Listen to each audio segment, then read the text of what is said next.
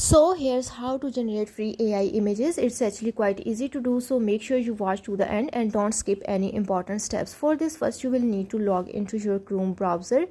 Once you are logged into your Chrome browser, now here you have to search for the lexica.ai.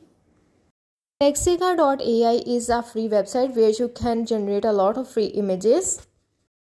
Once you search for the lexica.ai, now here you have to simply click on the first link at the top. Once you click on this link, now it will redirect you to this exact website. Here you have to simply click on the get started option to get started.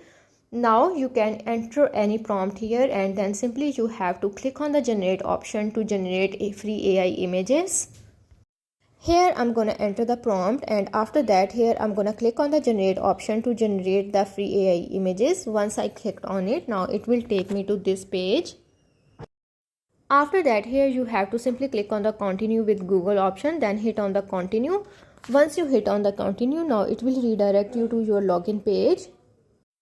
If you are not already logged in, then you will see this page, or if you are logged in, then you have to simply type in your prompt here and then hit on the generate option to generate your free images.